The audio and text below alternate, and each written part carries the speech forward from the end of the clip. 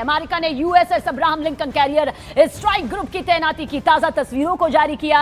अंतर्राष्ट्रीय समाचार एजेंसी के मुताबिक अमेरिकी सेना ईरान के खिलाफ आने वाले दिनों में लंबी सैन्य कार्रवाई की तैयारी में है। हालांकि इस बीच बातचीत की कोशिश भी जारी है। उधर मंगलवार को जिनेवा में अमेरिकी और ईरानी प्रतिनिधियों की अहम बैठक होने वाली है, लेकिन इस दौरान पश्चिम एशिया में अमेरिकी सेना की बढ़त से एक अलग ही टेंशन का माहौल बन गया है। व्हाइट हाउस के मुताबिक ट्रंप के पास सभी विकल्प, सभी ऑप्शंस यहां पर खुले हैं। तो अमेरिका ने ईरान के खिलाफ सैन्य अभियान तेज कर दिया है। अमेरिका ने यूएसएस अब्राहम लिंकन की तस्वीरें यहां पर जारी की है, जो इस बात की तस्दीक करता है कि किस तरह से युद्ध के मुहाने पर अब ये दोनों देश खड़े नजर आ रहे हैं। व्हाइट हाउस की तरफ से ईरान को बड़ी धमकी सामने आई है। व्हाइट हाउस ने कहा है कि ट्रंप के पास सभी विकल्प खुले हैं, और सभी विकल्प खुलने का सीधा मतलब यही है कि ईरान की तरफ युद्ध का एक और खतरनाक कदम बढ़ चुका है। ईरान वॉर ब्रेकिंग इस वक्त आपके सामने। और देखिए, अमेरिका ने मिडल ईस्ट में अपनी सैन्य मौजूदगी और ज्यादा मजबूत कर दी है। अमेरिका का विमान वाहक पोत यूएसएस अब्राहम लिंकन ईरान की सीमा के पास अरब सागर में तैनात है, और इसकी ताजा तस्वीरें अब आपके सामने दिखाने जा रहे हैं। ये ताजा तस्वीरें आप देख लीजिए।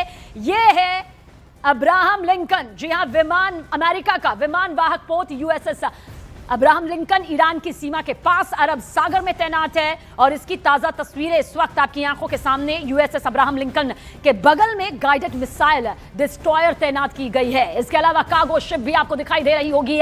इन तस्वीरों में अमेरिकी एयरफोर्स ने कैरियर स्ट्राइक ग्रुप के फॉर्मेशन का भी फोटो जारी किया है। यही नहीं, अमेरिकी अधिकारियों ने यह भी जानकारी दी कि इस इलाके में अमेरिका एक और एयरक्राफ्ट कैरियर भेज रहा है, जिसके साथ हजारों अतिरिक्त सैनिक, लड़ाकू विमान, गाइडेड मिसाइल डिस्ट्रॉयर और अन्य सैन्य क्षमता यहां पर शामिल होगी।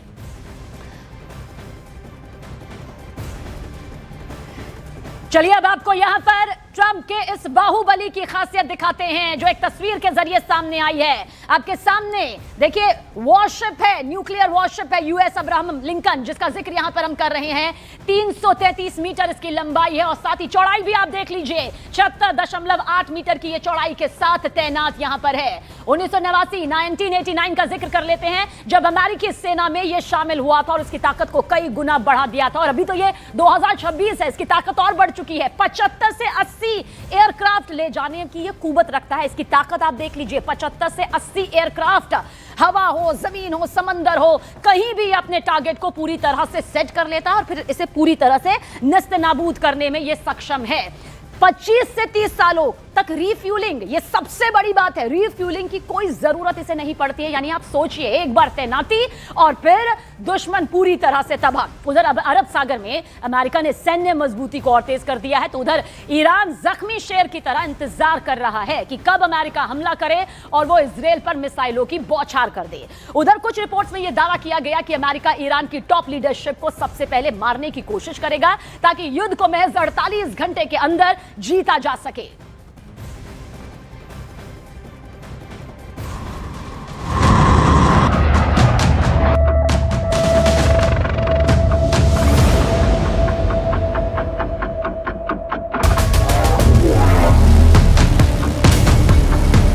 در گذشته هم آمریکایی‌ها بارها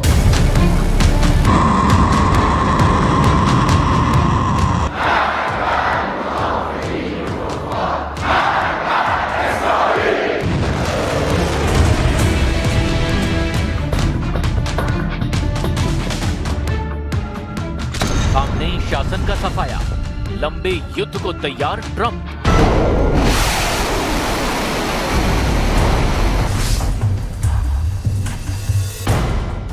ईरान की पूरी टॉप लीडरशिप अच्छी तरह से जान चुकी है कि अमेरिका और इजराइल उस पर जून 2025 से भी बड़ा हमला करने वाले हैं। खबर तो यहां तक है कि अमेरिका ने 2 विमान वाहक पोतों को इसीलिए ईरान पर हमला करने के लिए बुलाया है, ताकि रूस और चीन की मदद से कहीं ईरान, इजराइल, सऊदी अरब, कतर, यूएई को तबाह न करे। अमेरिकी सेनेटर लिंडसे ग्राहम ने तो यहां तक दावा कर दिया कि ईरान के साथ कोई बातचीत संभव ही नहीं है।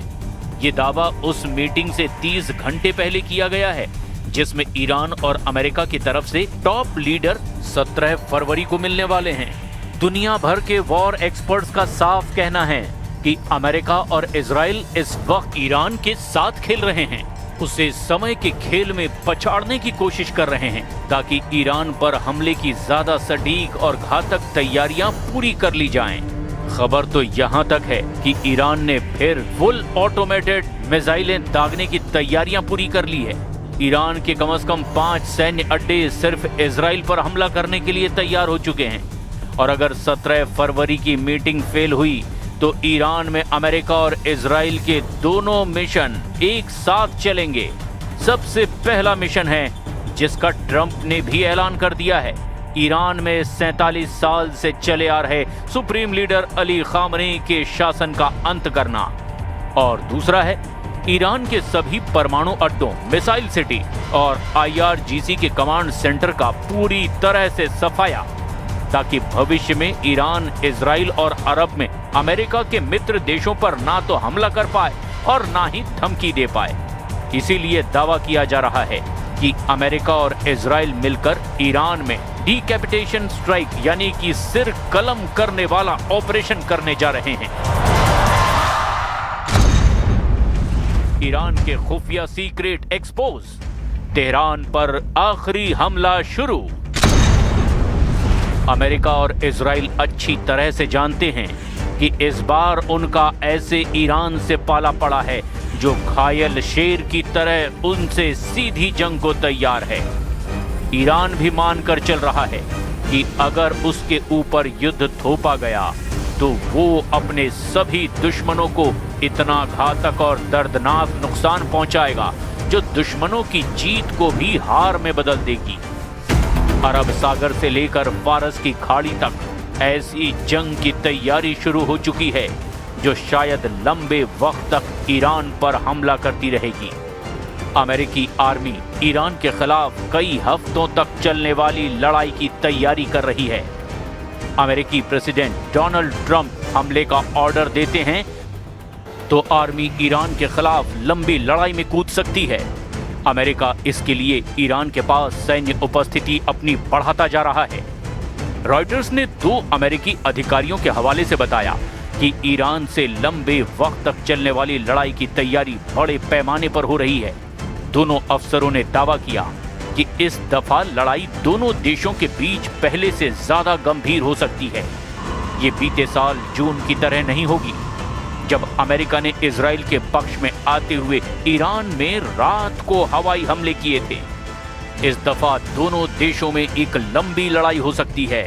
लेकिन इस बीच सवाल ये उठता है कि जब ईरान और अमेरिका बातचीत कर रहे हैं तो फिर युद्ध की इतनी विनाशक तैयारियां आखिर क्यों? इसका सीधा जवाब है, ओमान में हुई वार्ता में ईरान ने अमेरिका से 2 टूक कह दिया है कि ईरान अपने मिसाइल प्रोग्राम पर कोई समझौता नहीं करेगा। दूसरी वजह यह है कि जिनेवा में होने वाली 17 फरवरी की मीटिंग से पहले ही ईरान और अमेरिका ने एक दूसरे को तबाह करने का ऐलान कर दिया है। यानी कि इस वक्त हकीकत में बातचीत करना सिर्फ दिखावा है। वास्तव में अमेरिका ईरान की टॉप लीडरशिप अली खामनेई के शासन का सफाया करने का मन बना चुका है।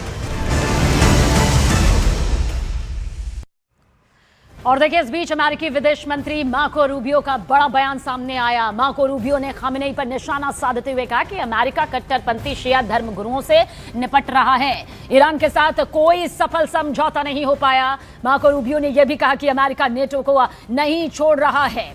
तो ईरान पर अमेरिका का निशाना सामने आया है। मार्को रूबियो का देखिए यह बड़ा बयान यहां पर सामने आया है जिसके मुताबिक ईरान के साथ कोई समझौता सफल नहीं हुआ है, यानी कि कोई सफल समझौता सामने नहीं आया है और अमेरिका नेटो नहीं छोड़ रहा है। यह मार्को रूबियो का बयान है। अब इस बयान से आप समझिए कि स्थिति कहां से कहां पर अभी इस वक्त पहुंच चुकी है, क्योंकि साफ है ईरान के साथ कोई सफल समझौता नहीं हुआ है।